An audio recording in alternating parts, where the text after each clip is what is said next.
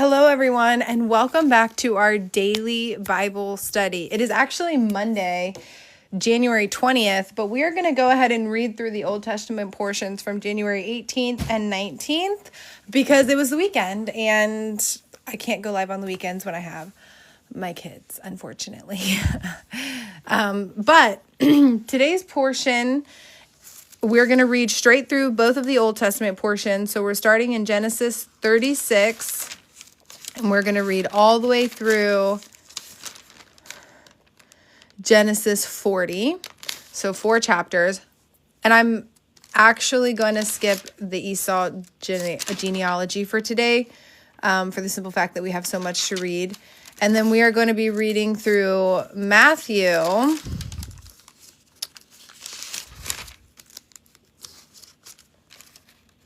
chapter 13 through 14. So we don't have that much in the New Testament today, but we do have a decent amount in the Old Testament. And the reason that we're playing catch up here, and I'm not just going to skip these portions, is because this is the story of Joseph. And the story of Joseph is so inspiring, so powerful, that we just simply cannot skip it.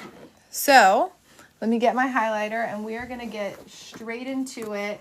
Again, I am going to skip the descendants of Esau, and I'm not always going to skip the genealogy, guys, but only today since we're playing catch up. So, Genesis chapter 36 begins with Esau's descendants. So, Esau took his wives from the women of Canaan, Adah, daughter of Elon the Hittite, Oholibamah, daughter of Anah, and granddaughter of Zibeon the Hivite, and Basemath, daughter of Ishmael, and sister of Nebaioth. Adah bore Eliphaz to Esau, Basemath bore Ruel, and Oholibamah bore Jeush, Jalam, and Korah. These were the sons of Esau who were born to him in Canaan. So as we're reading through the Bible, I want you to remember that Israel is Jacob, and he gives us the 12 tribes. He gives us the 12 tribes of Israel. And then Esau, he's giving us like Hittites, Hivites, and Canaanites, which is important because there's going to be a lot of back and forth between Israel and some of these other lands. So it's like the battle between him and his brother just never really stops, does it?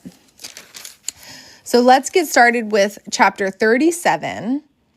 And this is Joseph's dreams. So Jacob is Joseph's father. Jacob lived in the land where his father had stayed, the land of Canaan.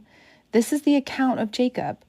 Joseph, a young man of 17, was tending the flocks with his brothers, the sons of Bilhah and the sons of Zilpah, his father's wives, and he brought their father a bad report about them. So these Bilhah and Zilpah were actually concubines who became wives. Now Israel loved Joseph more than any of his other sons, because he had been born to him in his old age, and he made a richly ornamented robe for him. When his brothers saw that their father loved him more than any of them, they hated him and could not speak a kind word to him. So they were jealous and they hated him simply because the father, not simply because, but because the father showed favoritism to Joseph, it made his brothers hate him. Okay? Joseph had a dream, and when he told it to his brothers, they hated him all the more. He said to them, "Listen to this dream I had. We are binding sheaves of grain in the field, when suddenly my sheaf rose and stood upright, while your sheaves gathered around mine and bowed down to it." His brothers said to him, "Do you intend to reign over us? Will you actually rule us?"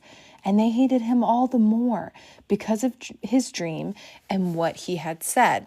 So I'm going to pause here for a second. You guys, a lot of us have really big dreams, and then we go yapping about our really big dreams to the wrong people.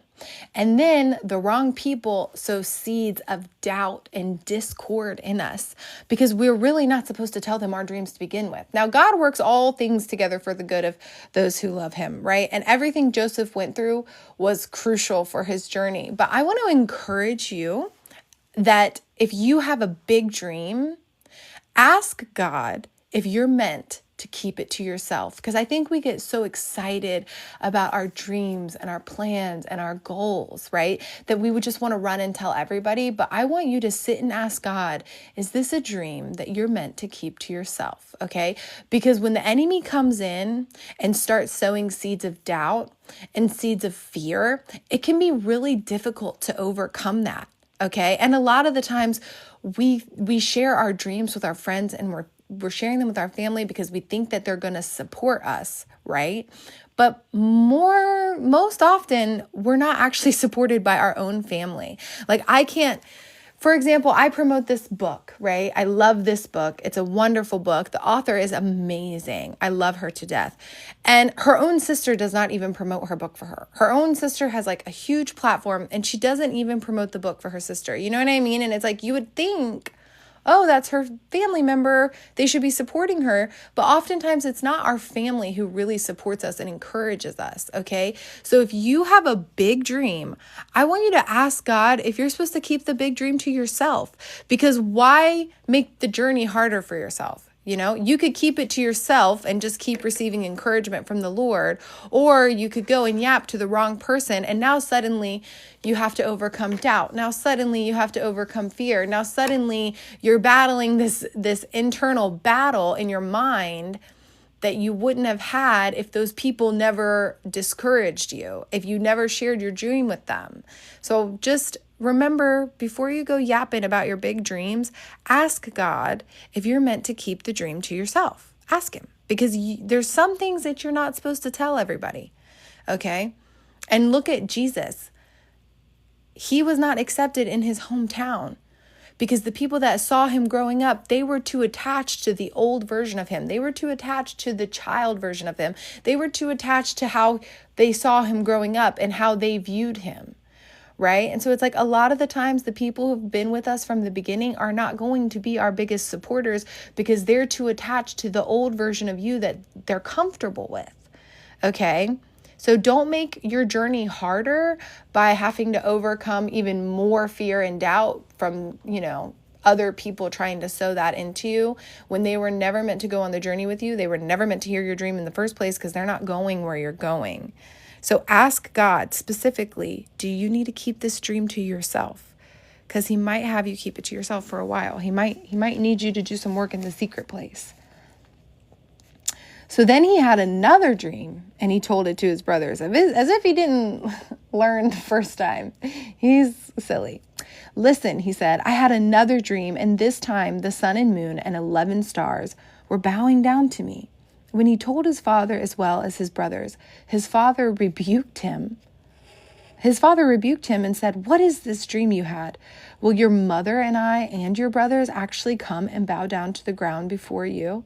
His brothers were jealous of him, but his father kept the matter in mind. So his father even rebuked him and said, what are these dreams you're having? His own father, even though the dream is true, the dream is prophetic, but even his own father rebukes him, It doesn't mean that his dream wasn't true. And I think a lot of us will get stuck here. And I want you to get past here. I want you to get into the dream, right? I want you to get into your promised land. I don't want you to get stuck in, I told everyone my dream and they shot me down, so I never pursued it because I was afraid and I listened to their crap. Joseph sold by his brothers. Now his brothers had gone to graze their father's flocks near Shechem, and Israel said to Joseph, as you know, your brothers are grazing the flocks near Shechem. Come, I'm going to send you to them. Interesting thing, remember what happened in Shechem. Remember, his brothers had done a wicked thing in Shechem by murdering all the men there. So then they go to Shechem and they do another wicked thing. Very well, he replied. So he said to him, go and see if all is well with your brothers and with the flocks, and bring word back to me. Then he sent him off from the valley of Hebron. When Joseph arrived at Shechem, a man found him wandering around in the fields and asked him, what are you looking for? He replied, I am looking for my brothers. Can you tell me where they are grazing their flocks? They have moved on from here, the man answered. I heard them say, let's go to Dothan. So Joseph went after his brothers and found them near Dothan. But they saw him in the distance, and before he reached him, they plotted to kill him. Before he had even got there, they plotted. They saw him coming, And they plotted from a long way off that they're going to kill him. "Here comes that dreamer," they said to each other. "Come now, let's kill him and throw him into one of these cisterns and say that a ferocious animal devoured him. Then we'll see what comes of his dreams." When Reuben heard this, he tried to rescue him from their hands. "Let's not take his life," he said. "Don't shed any blood. Throw him into the cistern here in the desert, but don't lay a hand on him." Reuben said this to rescue him from them and take him back to his father. So talk about peer pressure. In this moment, Reuben really probably should have said, "No, we're not going to kill him." Right? But he was a coward and he was a people pleaser and he gave into peer pressure. And so he said, let's just, he was trying to please everybody instead of being bold and direct. So when Joseph came to his brothers, they stripped him of his robe, the richly ornamented robe he was wearing, and they took him and threw him into the cistern. Now the cistern was empty and there was no water in it. As they sat down to eat their meal, they looked up and saw a caravan of Ishmaelites coming from Gilead. So remember, Ishmael was the baby that Hagar, the slave, bore to Abraham. So these are Ishmael's descendants. Their camels were loaded with spices, balm, and myrrh, and they were on their way to take them down to Egypt. Judah said to his brothers, "What will we gain if we kill our brother and cover up his blood? Come, let's sell him to the Ishmaelites and not lay our hands on him. After all, he is our brother, our own flesh and blood." His brothers agreed. This is the way a wicked man's mind works. They're doing something awful, horrible, heinous, and yet justifying it to themselves. They have justified all of it. We're just going to sell. He is our brother. Meanwhile, they're selling him into slavery. And yet they see nothing wrong with it. They're just like, sounds good to us. In their minds, they've just totally justified their action. And it all rooted from jealousy. So when the Midianite merchants came by, his brothers pulled Joseph up out of the cistern and sold him for 20 shekels of silver to the Ishmaelites, who took him to Egypt. When Reuben returned to the cistern and saw that Joseph was not there, he tore his clothes. He went back to his brothers and said, "The boy isn't there. Where can I turn now?" Then they got Joseph's robe, slaughtered a goat, and dipped the robe in the blood. They took the ornamented robe back to their father and said, "We found this. Examine it to see whether it is your son's robe." He recognized it and said, "It is my son's robe. Some ferocious animal has devoured him. Joseph has surely been torn to pieces." Then Jacob tore his clothes, put on sackcloth, and mourned for his son many days. All his sons and daughters came to comfort him, but he refused to be comforted. "No," he said, "in mourning will I go down to the grave to my son." So his father wept. He's basically saying, this mourning is going to kill me, and I will be there with him. Meanwhile, the Midianites sold Joseph in Egypt to Potiphar, one of Pharaoh's officials, the captain of the guard. Okay, so this is how Joseph gets to Potiphar. And last year, when we read through this series, I made a couple videos about false evidence appearing very real, and how it is so important that we go to God in all things. Go to God in every situation and ask him to bring you truth and revelation, because the enemy will also use false evidence, and the evidence looks so real. And in this case, it's Joseph's coat covered in blood. That looks so real. It is so convincing. It is so believable, but it is still a lie. And now Jacob is mourning his son, and he's entering into all of this grief because he has believed a lie based off of false evidence. And this is one of the biggest tactics that the enemy does, is he brings you false evidence and says, see, look at that, and it's like, you have to go to God in all things and ask him for truth, ask him for revelation, ask him for understanding, ask him for wisdom. He will give it to you. But the enemy loves to use false evidence to convince you of things that are not true. So moving forward, we're taking a break from the story of Joseph in Genesis, and we're moving on to Judah and Tamar. So at that time, Judah is one of Joseph's brothers, left his brothers and went down to stay with a man of Adullam named Terah. There, Judah met the daughter of a Canaanite man named Shua. He married her and lay with her. She became pregnant and gave birth to a son who was named She conceived again and gave birth to a son named Onan. She gave birth to still another son and named him Shelah. It was at Kezib that she gave birth to him. Judah got a wife for his firstborn, and her name was Tamar. But Judah's firstborn, was wicked in the Lord's sight, so the Lord put him to death. Then Judah said to Onan, lie with your brother's wife and fulfill your duty to her as a brother-in-law to produce offspring for your brother. But Onan knew that the offspring would not be his. So whenever he lay with his brother's wife, he spilled his semen on the ground to keep from producing offspring for his brother. So what he did was wicked in the Lord's sight, so he put him to death also. You guys, you have to remember the context of the Bible and the context of the time.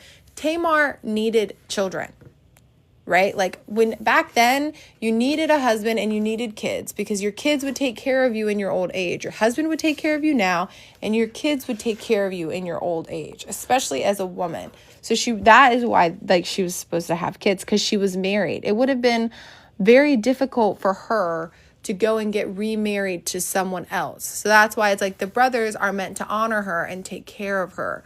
That's why it stayed in the family like that, because it was kind of their responsibility to honor her and take care of her. Because if they would have just said, oh, he's dead, and thrown her back out there, it would have been so hard for her to find another husband after she had already been married, after she had already slept with them. It would have been very difficult for her to, build a life after that. So after a long time, Judah's wife, the daughter of Shua, died. When Judah had recovered from his grief, he went up to Timnah to the men who were shearing his sheep, and his friend Hirah the Adullamite went with them. After the second son was put to death, Judah then said to his daughter-in-law Tamar, live as a widow in your father's house until my son Shelah grows up. For he thought, he may die too, just like his brothers. So Tamar went to live in her father's house. After a long time, Judah's wife, the daughter of Shua, died. When Judah, again, Judah is the dad, had recovered from his grief, he went up to Timnah to the men who were shearing his sheep, and his friend Hirah the Adullamite went with him. When Tamar was told, your father-in-law is on his way to Timnah to shear his sheep, she took off her widow's clothes, covered herself with a veil to disguise herself, and then sat down at the entrance to Enaim, which is on the road to Timnah. For she saw, though Shelah had now grown up, she had not been given to him as his wife. So she clocked it. She was like, oh, this man has grown up. You told me you were going to give me the youngest brother as my husband, and he's fully grown, but you have not come to get me from my father's house. So she was kind of like, let me take things in my own hands and get me a baby. So when Judah saw her, so she threw off her widow's clothes and put on different clothes to kind of conceal herself. Okay. So when Judah saw her, he thought she was a prostitute, for she had covered her face. Not realizing that she was his daughter-in-law, he went over to her by the roadside and said, come now and let me sleep with you. And she said, and what will you give me to sleep with you? She asked. I'll send you a young goat from my flock, he said. Will you give me something as a pledge until you send it? She asked. He said, what pledge should I give you? Your seal and its cord and the staff in your hand, she answered. So he gave them to her and slept with her, and she became pregnant by him. After she left, she took off her veil and put on her widow's clothes again. Meanwhile, Judah sent the young goat by his friend the Adullamite in order to get his pledge back from the woman, but he did not find her. He asked the men who lived there, where is the shrine prostitute who was beside the road at Enaim? There hasn't been any shrine prostitute here, they said. So he went back to Judah and said, I didn't find her. Besides, the men who lived there said there hasn't been any shrine prostitute here. Then Judah said, let her keep what she has, or we will become a laughingstock. After all, I did send her this young goat, but you didn't find her. About 3 months later, Judah was told, your daughter-in-law Tamar is guilty of prostitution, and as a result, she is now pregnant. Judah said, bring her out and have her burned to death. What a hypocrite. As she was being brought out, she sent a message to her father-in-law. I am pregnant by the man who owns these, she said, and she added, see if you recognize whose seal and cord and staff these are. Judah recognized them and said, she is more righteous than I, since I wouldn't give her to my son Shelah. And he did not sleep with her again. When the time came for her to give birth, there were twin boys in her womb. So he was ready to have her burned for doing the same thing that he did. It's like, oh, it's totally fine for him to go and sleep with a shrine prostitute. But then he found out, oh, she did a little prostitution. And he was ready to have her burned. And thank God that she was wise. Thank God that she was smart enough to get the cord and get the seal and get the staff, because that is inevitably what saved her life. And what a great checkmate. Honestly, that was very wise. It was a very wise thing for her to do. As she was giving birth, one of them put out his hand. So the midwife took a scarlet thread and tied it on his wrist and said, this one came out first. But when he drew back his hand, his brother came out, and she said, so this is how you have broken out. And he was named Perez. Then his brother, who had the scarlet thread on his wrist, came out, and he was named Zerah. So that was Judah, Joseph's brother, and his little shebang with Tamar. Now we're getting back to the story of Joseph. So Jacob is the granddad, essentially. We're going to call him granddad at this point. So Judah was one of his sons. And now we're going back to the story of Joseph, who is Judah's brother, who is the one that got sold sold into slavery. So Joseph and Potiphar's wife. Now Joseph had been taken down to Egypt. Potiphar, an Egyptian, who was one of Pharaoh's officials, the captain of the guard, bought him from the Ishmaelites who had taken him there. The Lord was with Joseph, and he prospered, and he lived in the house of his Egyptian master. So no matter what, the Lord was with Joseph no matter where he went, and just like his father, he was prosperous no matter where he went because the Lord was with him. So it doesn't matter where you go. When you have the Lord, you can prosper, and everything you touch will prosper. That's a promise of the Bible. When his master saw that the Lord was with him, and the Lord gave him success in everything he did. I love this. The Lord gave him success. I get really irritated when people try to take credit for their success all the time. Oh, I did this. Oh, I built this. The Lord did it, actually. But anyway, the Lord gave him success in everything he did. Joseph found favor in his eyes and became his attendant. Potiphar put him in charge of his household, and he entrusted to his care everything he owned. From the time he put him in charge of his household and of all that he owned, the Lord blessed the household of the Egyptian because of Joseph. He was blessed just because of Joseph.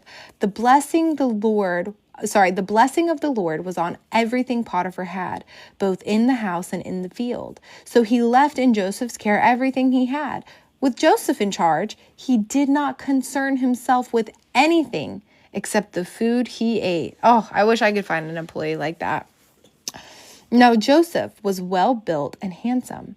And after a while, his master's wife took notice of Joseph and said, "Come to bed with me." But he refused. "With me in charge," he told her, "my master does not concern himself with anything in the house. Everything he owns he has entrusted to my care. No one is greater in this house than I am. My master has withheld nothing from me except you, because you are his wife. How then could I do such a wicked thing and sin against God?" I love this. And sin against God. He's not even saying, I think so oftentimes we think our sin is only affecting us or the person that we're like entangled with in whatever way we are sinning with another person. And what you're really doing is sinning against God. You're not sinning against that person. You're sinning against God. And when you realize, oh, this isn't just between me and this person anymore, we're actually sinning against God, it's going to change your perspective a little bit. And you're going to realize the weight of the things that you're doing in a different way. It just hits different. And though she spoke to Joseph day after day, he refused to go to bed with her or even be with her. This is smart. this is what it looks like to resist temptation. It says to flee from temptation. He wouldn't even be around her. One day he went into the house to attend to his duties, and none of the household servants were inside. She caught him by his cloak and said, "Come to bed with me." But he left his cloak in her hand and ran out of the house. When she saw that he had left his cloak in her hand and had run out of the house, she called her household servants. "Look," she said to them, "this Hebrew has been brought to us to make sport of us. He came in here to sleep with me, but I screamed. When he heard me scream for help, he left his cloak beside me and ran out of the house." She kept his cloak beside her until his master came home. Then she told him this story. "That Hebrew slave you brought us came to me to make sport of me. But as soon as I screamed for help, he left his cloak beside me and ran out of the house." When his master heard the story, his wife told him, saying, "This is how your slave treated me." He burned with anger. Joseph's master took him and put him in prison, the place where the king's prisoners were confined.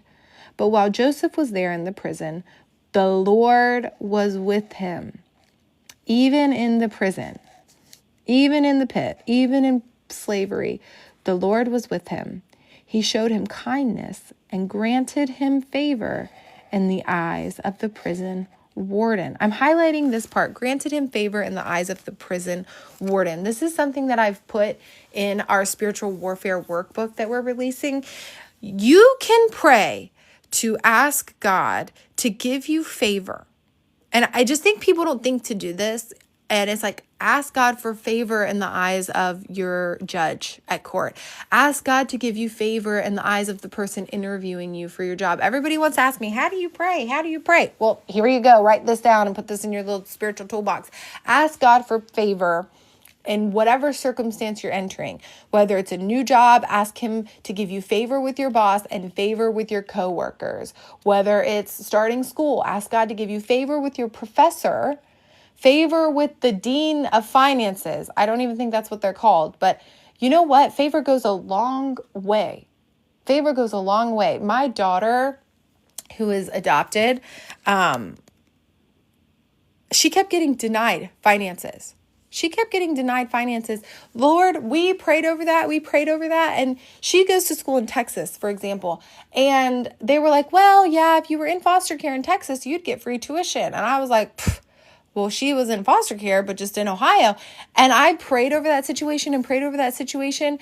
God gave her favor with this one lady in the finance office.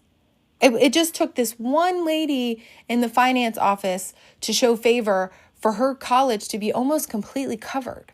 I think she has to pay like $3,000 a semester, and tuition's really like $25,000. And it just took that one little bit of favor from this one person in the finances office to move things around and get her a sponsor and get her access to these funds that she needed and that she deserved, because she was in foster care. I mean, come on. She needed that, I mean, it wasn't like we cheated. Those programs are there to help people, but ask for favor. That's just one example of how asking for favor can unlock things. So everyone's always asking me how to pray. Ask for favor. Ask for favor, whatever situation, whether it's your probation officer, whether it's your judge, whether it's, a landlord, a real estate agent. Maybe you're buying a house and you're trying to find a broker. Ask for favor with your broker, so that your broker wants to go out of their way to help you get all of the funding you could possibly get. Ask for favor. So the warden put Joseph in charge of all those held in the prison, and he was made responsible for all that was done there. The warden paid no attention to anything under Joseph's care, because the Lord was with Joseph and gave him success in whatever he did. A lot of people need biblical affirmations. I want this to be one of your biblical affirmations. The Lord is with me, and he will give me success in whatever I do.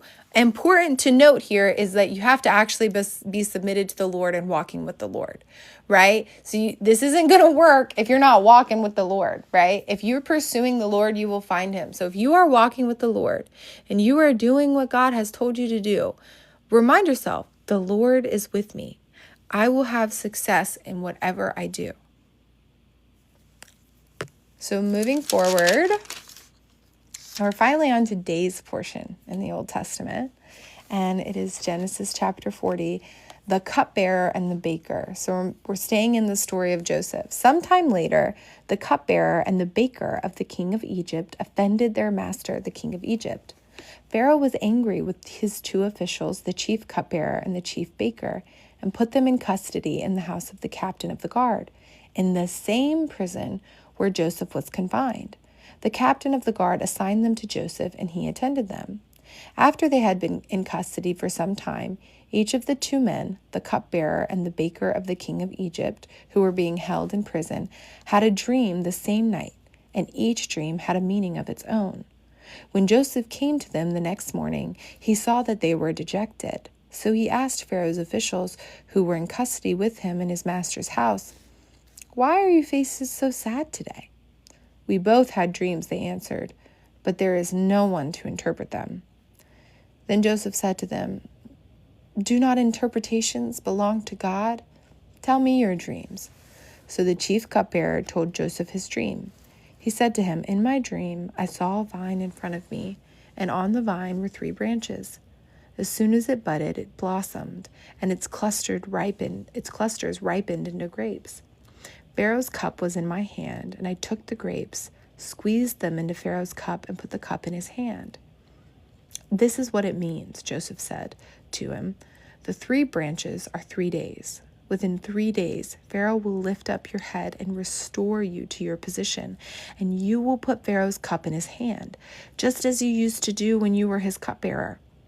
But when all goes well with you, remember me, show me kindness, mention me to Pharaoh, and get me out of this prison.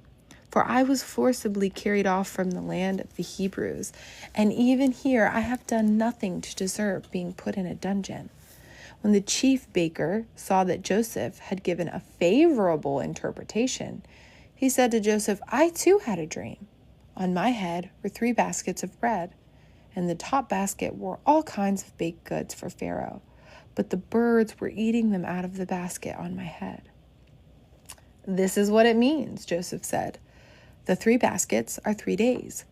Within 3 days, Pharaoh will lift off your head and hang you on a tree, and the birds will eat away your flesh." Now the 3rd day was Pharaoh's birthday, and he gave a feast for all his officials. He lifted up the heads of the chief cupbearer and the chief baker in the presence of his officials. He restored the chief cupbearer to his position so that he once again put the cup into Pharaoh's hand. But he hanged the chief baker, just as Joseph had said to them in his interpretation. The chief cupbearer, however, did not remember Joseph. He forgot him. Pharaoh's dreams.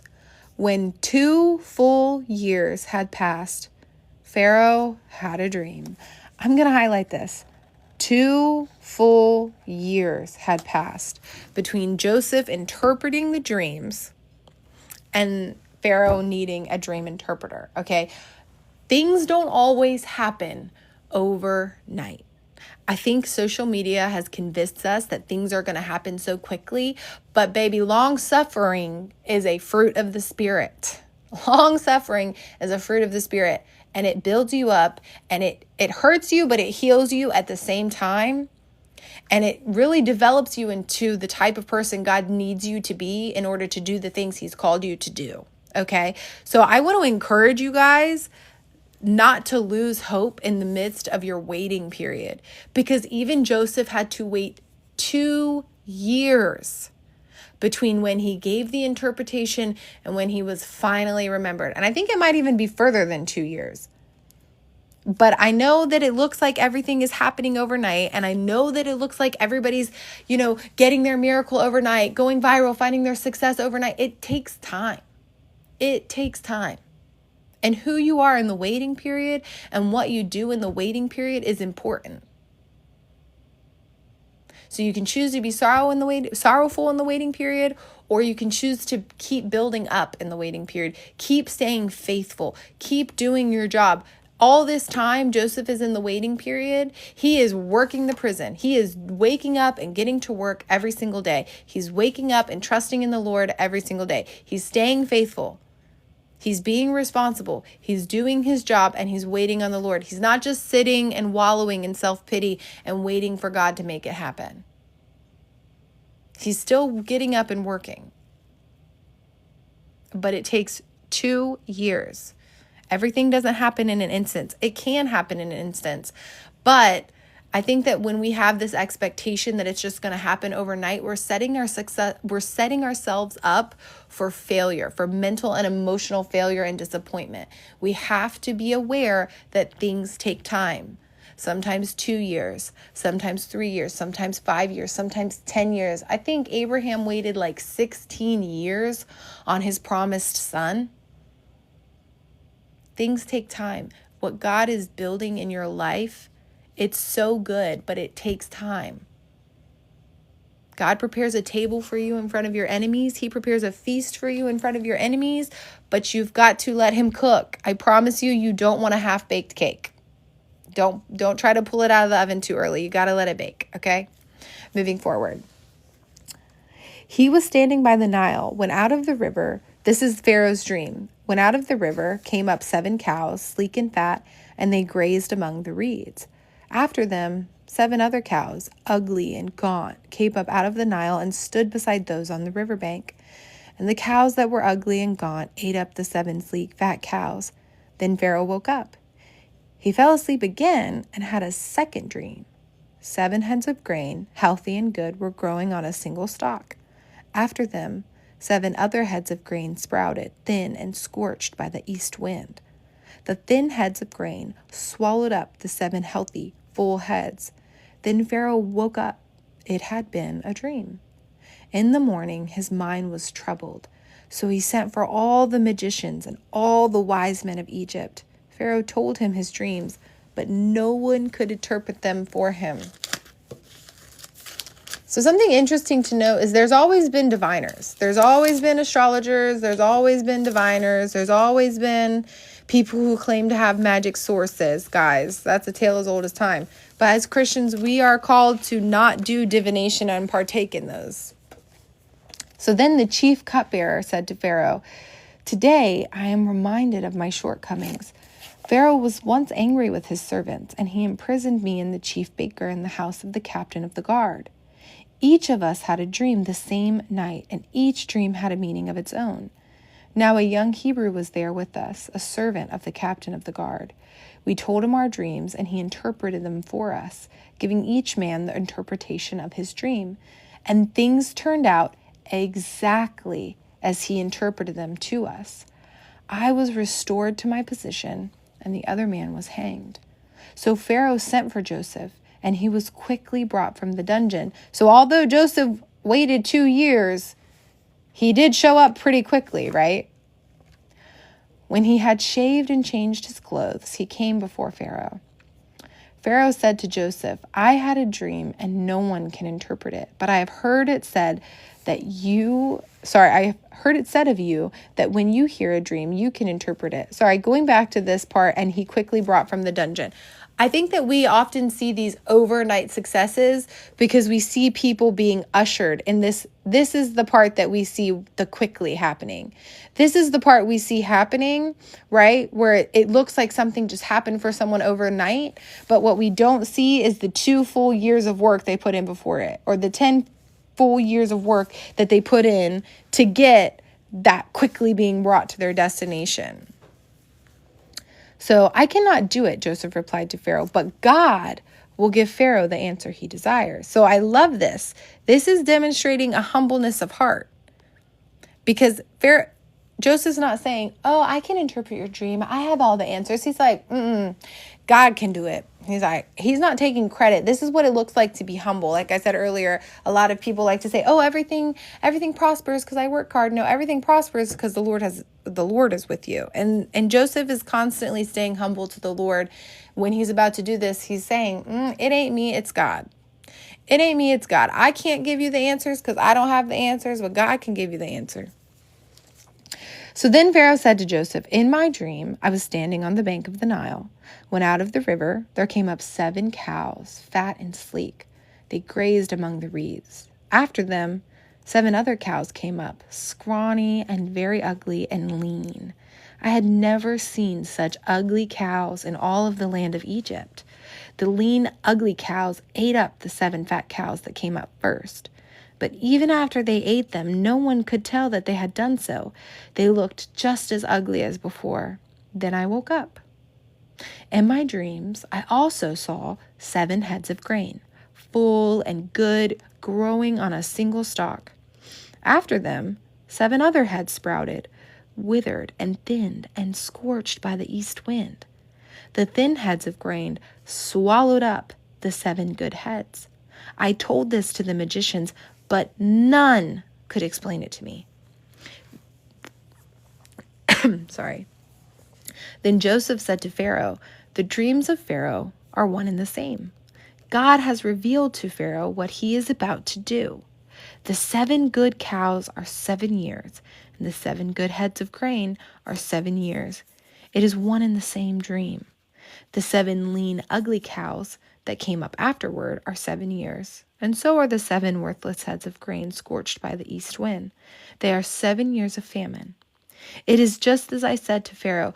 God has shown Pharaoh what he is about to do." I love this, you guys. God will often show us what he's about to do. If you have eyes to see and ears to hear, he's often going to show you what he's going to do. You just have to be paying attention. 7 years of great abundance are coming through the land of Egypt, but 7 years of famine will follow them. Then all the abundance in Egypt will be forgotten, and the famine will ravage the land. The abundance in the land will not be remembered because the famine that follows it will be so severe. The reason the dream was given to Pharaoh in 2 forms is that the matter has been firmly decided by God, and God will do it soon. And now let Pharaoh look for a discerning and wise men and put him in charge of the land of Egypt. Let Pharaoh appoint commissioners over the land to take 1/5 of the harvest of Egypt during the 7 years of abundance. They should collect all the food of these goods. They should collect all of the food of these good years that are coming and store up the grain under the authority of Pharaoh to be kept in the cities for food.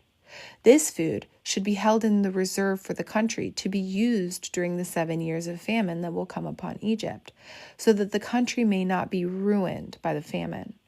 The plan seemed good to Pharaoh and all his officials, so Pharaoh asked them, "Can we find anyone like this man, one in whom is the Spirit of God?" Then Pharaoh said to Joseph, "Since God has made all this known to you, there is no one so discerning and wise as you. You shall be in charge of my palace, and all my people are to submit to your orders. Only with respect to the throne will I be greater than you." So I love this because Pharaoh said to Joseph, "Since God has made all this known to you, since God has done all of this, then I will put you in charge." Pharaoh would not know that God revealed all of this to Joseph had Joseph not told Pharaoh from the beginning, "I'm not going to do it, God's going to do it. I'm not going to do it, God's going to do it." So had Joseph been all cocky in the beginning and tried to take credit for what was about to happen, Pharaoh would never know that Joseph was with God and God was with Joseph. This is the importance of not being ashamed to talk about God. This is the importance of not being ashamed to bring up the revelations that God is bringing. Like, this is the importance of giving glory to God, is because when you give glory to God, then other people around it will know that God is with you, and they will act accordingly. And you will receive favor and you will receive blessings, right? Like, you'll receive favor when people know that you walk with the Lord. But if you don't ever tell them you walk with the Lord, how are they going to know? If you don't ever tell them that you walk with the Lord, how are they going to know? If you're always taking credit for things, how are they going to know that the Lord is really with you? And I think that there's like a fear around, saying, "Oh, God bless me with this," or "Oh, God, this." I think there's like this fear of being judged or ridiculed or mocked. Who cares? Let the mockers mock, because the Bible tells us what's in store for the mockers, and it's not so good. And you and I know the truth. Let them mock. Let them mock, because the anointing and the blessings and the favor that come when you walk with the Lord are going to far outweigh any mockery you receive. They are going to far outweigh any mockery you receive.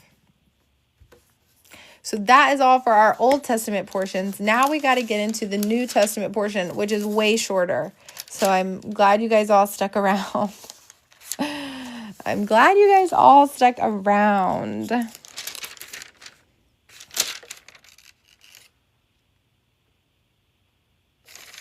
So getting into Matthew chapter 13, and we're going to read all the way through Matthew chapter 14. Oh, 2 chapters. Nothing. Easy. Easy peasy. So Matthew chapter 13. Listen then to what the parable of the sower means. When anyone hears the message about the kingdom and does not understand it, the evil one comes and snatches away what was sown in his heart. This is the seed sown along the path. The one who received the seed that fell on rocky places is the man who hears the word and at once receives it with joy. But since he has no root, he lasts only a short time. When trouble or persecution comes because of the word, he quickly falls away. The one who received the seed that fell among the thorns is the man who hears the word, but the worries of his life and the deceitfulness of wealth choke it, making it unfruitful. This is interesting. The deceitfulness of wealth. The deceitfulness of wealth, because you cannot serve money. It's the deceitfulness surrounding wealth, making it unfruitful. But the one who received the seed that fell on good soil is the man who hears the word and understands it. He produces a crop yielding 160 or 30 times what was sown. The parable of the weeds. Jesus told them another parable. The kingdom of heaven is like a man who sowed good seed in his field. But while everyone was sleeping, his enemy came and sowed weeds among the wheat and went away. When the wheat sprouted and formed heads, then the weeds also appeared. The owner's servants came to him and said, "Sir, didn't you sow good seed in your field? Where then did the weeds come from?" "An enemy did this," he replied. The servants asked him, "Do you want us to go and pull them up?" "No," he answered. I just got a revelation for myself in this passage. This is the importance of reading the Bible. "No," he answered, "because while you are pulling the weeds, you may root up the wheat with them. Let both grow together until the harvest. At that time, I will tell the harvesters, first collect the weeds and tie them in bundles to be burned. Then gather the wheat and bring it into my barn." You guys, I have been so focused on the weeds growing in my harvest. And you just got to let them grow. You'll separate the wheat from the weeds at harvest time. Focus on your harvest. Focus on your seed. Focus on tending your fields. Do not let the weeds, do not obsess over the weeds. I needed that. That was the living, breathing word of God right there spoke to me. So I don't know if you've got some weeds trying to tamper with your harvest, but let them grow because it'll all be sorted out at harvest time. The parables of the mustard seed and the yeast. He told them another parable. The kingdom of heaven is like a mustard seed, which a man took and planted in his field. Though it is the smallest of all your seeds, yet when it grows, it is the largest of garden plants and becomes a tree, so that the birds of the air come and perch in its branches. He told them still another parable. The kingdom of heaven is like yeast that a woman took and mixed into a large amount of flour until it worked all the way through the dough. Jesus spoke all these things to the crowd in parables. He did not say anything to them without using a parable. So was fulfilled what was spoken through the prophet. I will open my mouth in parables. I will utter things hidden since the creation of the world. The parable of the weeds explained. Then he left the crowd and went into the house. His disciples came to him and said, "Explain to us the parable of the weeds in the field." He answered, "The one who sowed the good seed is the Son of Man. The field is the world, and the good seed stands for the sons of the kingdom. The weeds are the sons of the evil one, and the enemy who sows them is the devil. The harvest is the end of an age, and the harvesters are angels. As the weeds are pulled up and burned in the fire, so it will be at the end of the age. The Son of Man will send out his angels, and they will weed out his kingdom, everything that causes sin and all who do evil. They will throw them into the fiery furnace, where there will be weeping and gnashing of teeth. The righteous will shine like the sun in the kingdom of their Father. He who has ears, let him hear. The kingdom of heaven is like a treasure hidden in a field. When a man found it, he hid it again, and then in his joy went and sold all he had and bought the field. Again, the kingdom of heaven is like a merchant looking for fine pearls. When he found one of great value, he went away and sold everything he had and bought it. I love this. I'm going to reread these two. I just love them. The kingdom of heaven is like treasure hidden in a field. When a man found it, he hid it again, and then in his joy went and sold all he had and bought that field. Again, the kingdom of heaven is like a merchant looking for fine pearls. When he found one of great value, he went away and sold everything he had and bought it. I think we're seeing a lot of people come to Christ. We're seeing a lot of people have major transformations, and they're receiving backlash like, oh, why are you all about Jesus now? And it's like, well, this is kind of what it's like when you encounter God and when you encounter Christ. It's like when you find the kingdom of God, you're like, it doesn't get any better than this. I am willing to get rid of everything to have this, And I know that happened for me within my heart and within my life, both physically and spiritually. I was willing to let go of so many things. I really had to let go of everything,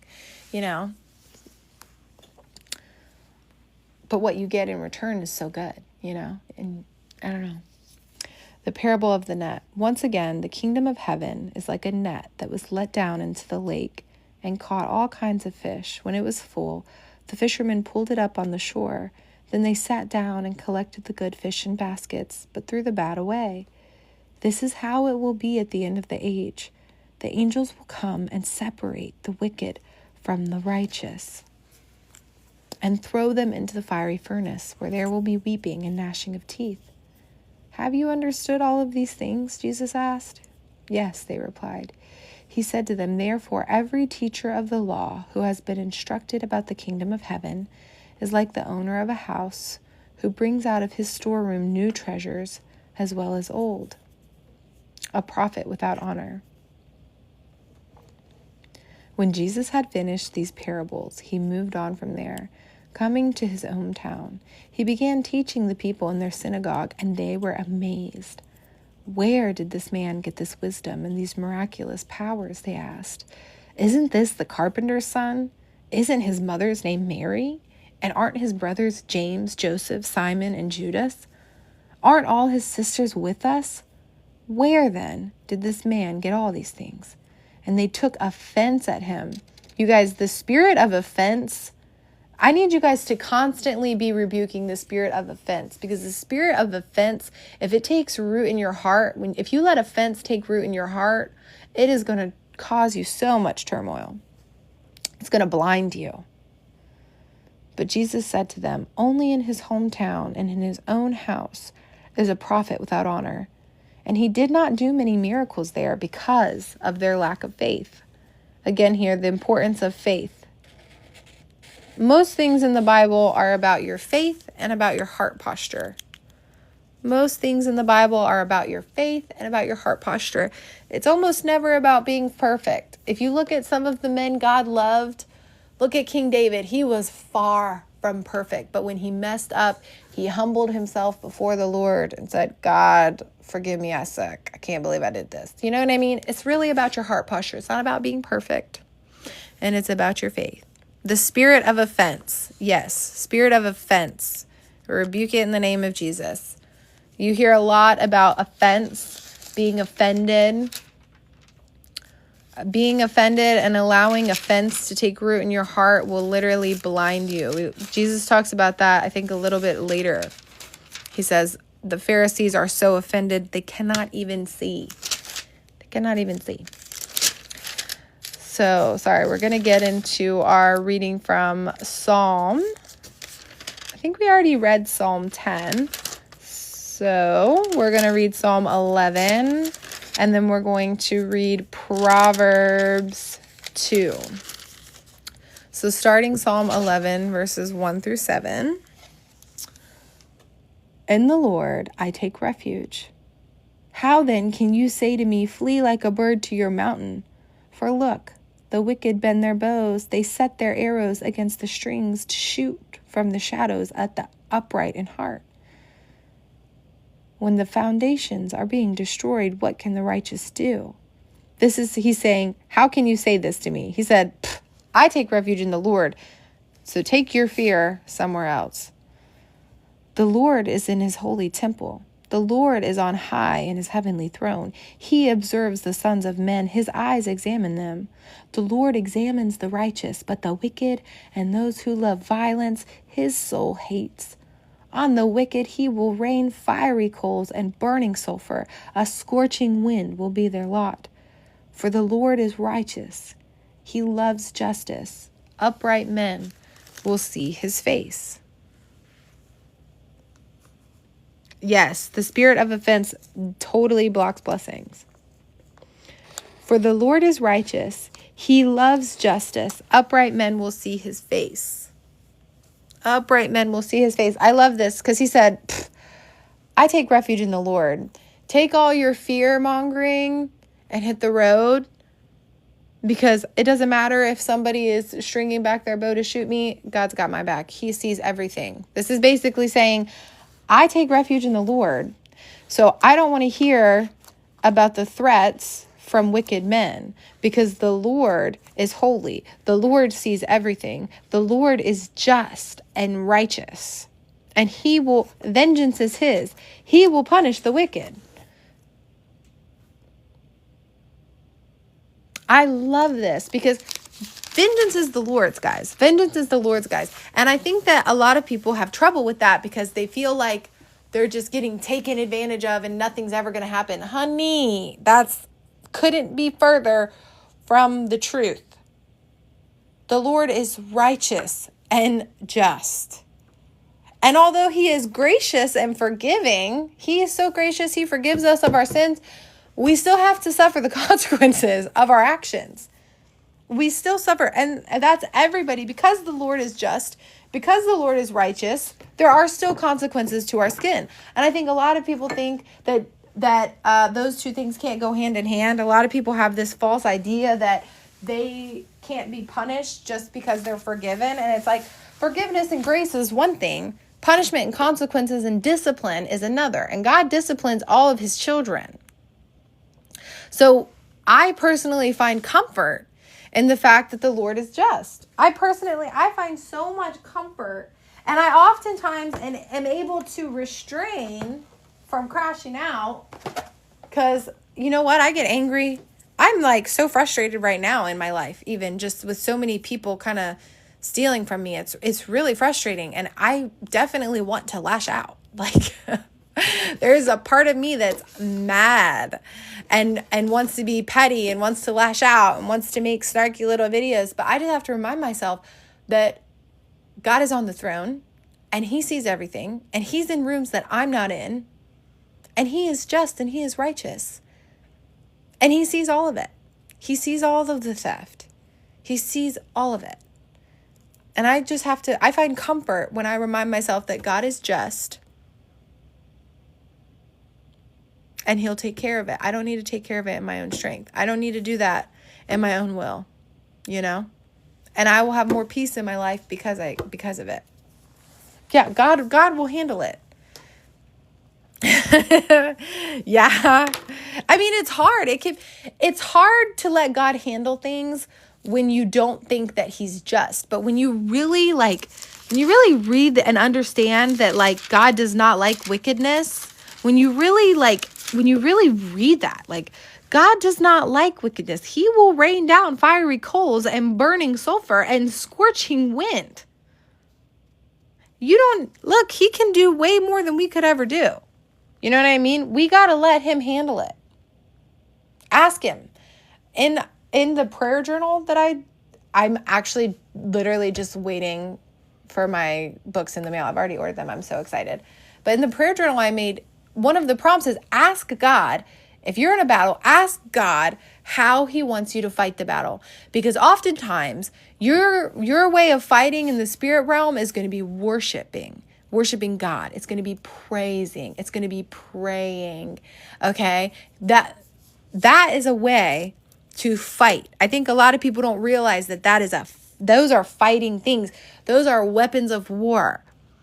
Okay? So if you're facing a battle, let God handle his side of things. Ask him how he wants you to fight, because he might want you to pray. He might want you to worship. He might want you to put your armor on and go lay some boundaries down and say no. You don't know what he wants you to do until you ask. So don't get caught up in anger and offense and try to act in your own will. Ask God how he wants you to handle things. Ask him how he wants you to handle it. And then he's going to give you some kooky, wacky strategy. And you're going to be like, how does that even make sense? But you're going to do it and you're going to be like, wow, God is amazing. Who could have ever guessed? And it's going to blow your mind. Or at least that's what he does for me. Let's get into our reading from Proverbs for the day.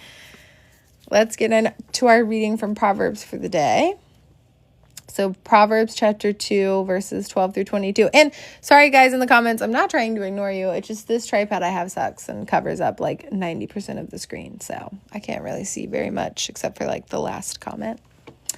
But Proverbs 2, verse 12 through 22. Wisdom will save you from the ways of wicked men, from men whose words are perverse, who leave the straight paths to walk in dark ways, who delight in doing wrong and rejoice in the perversiveness of evil.